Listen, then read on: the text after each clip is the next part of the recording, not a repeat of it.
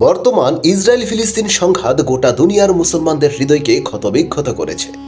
কিন্তু কুরআন ও হাদিসে এই ধরনের যুদ্ধে মুসলমানদের করণীয় কি বলা হয়েছে? চলুন জেনে নেই ইসলামের আলোকে আমাদের দৃষ্টিভঙ্গি কেমন হওয়া উচিত। ইসরায়েল ফিলিস্তিন যুদ্ধ শুধু একটি রাজনৈতিক বিষয় নয়, বরং এটি একটি মানবিক বিপর্যয়। মুসলিম হিসেবে আমাদের জন্য এটি শুধু সংবাদ নয়, বরং এক গভীর আত্মার ব্যথা। আল্লাহ তাআলা কুরআনে বলেন, আর তোমরা দুর্বলদের জন্য যুদ্ধ করো, যারা বলেছে, হে আমাদের প্রতিপালক, আমাদের এই জালিমদের সম্প্রদায়ের হাত থেকে উদ্ধার করো।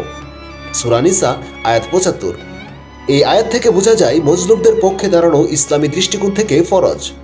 অন্যদিকে রাসূল সাল্লাল্লাহু আলাইহি সাল্লাম বলেন, যে ব্যক্তি কোনো মজলুমের পাশে দাঁড়ায় না, সে আমার উম্মতের অন্তর্ভুক্ত নয়। ফিলিস্তিনের নিরীহ শিশু, মা, বোন ও বয়স্ক মানুষেরা আজ নির্যাতনের শিকার। ইসলাম আমাদের শিক্ষা দেয়, একজন মুসলমান কখনোই মজলুমদের কষ্টে চুপ থাকতে পারে না।